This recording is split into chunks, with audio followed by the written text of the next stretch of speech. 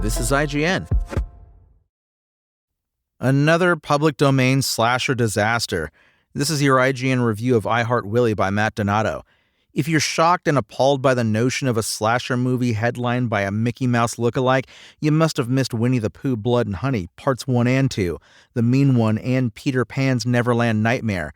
We're living through a flood of rush-to-the-screen horror made possible by the public domain, parody law, and the fluke success of Reese Frake Waterfield's buzzworthy Pooniverse, aka Twisted Childhood Universe, and it's finally come for Walt Disney's most famous creation. Unfortunately, director Alejandro G. Alegre's I Heart Willie has less to offer than some of the blunders mentioned above. Its reimagining of Mickey's Steamboat Willie persona, the first version of the character to lose its copyright protection, is overthought, undercooked, and not in the business of payoffs. It's an exploitation of our familiarity with Mickey Mouse and little else. This is a shambling production. The lighting levels are inconsistently balanced, causing twitchy autofocus adjustments while the cast drone on and on. The editing is reckless and abrupt, cutting awkwardly away from the violent on-screen action and plowing any momentum I Heart Willie might have had into a brick wall. The sound occasionally bottoms out, and the hum of background static sometimes drowns out the dialogue.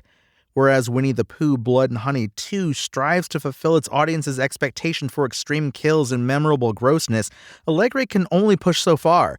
While we see Willie scalping his victims and carving away bits of their flesh, anything beyond that happens off camera. A dismemberment, a joint stabbing, and other heinous acts are portrayed only through sound design and the spurts of blood that make Willie's get-up black and white and red all over.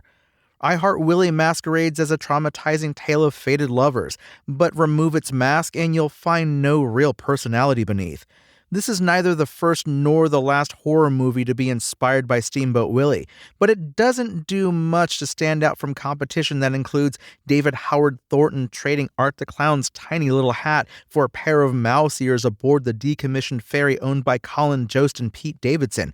Now, that's an unexpected combination of recognizable pop culture icons. Instead, I Heart Willie fades into the background, unable to do anything more than scribble some blood and guts in the margins of Disney's blueprint.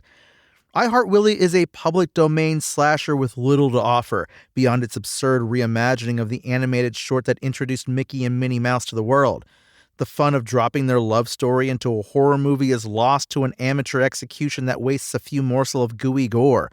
It takes all the wrong lessons from Winnie the Pooh, Blood and Honey and its successors and imitators, believing Mickey gone mad is enough. I Heart Willie's IGN score?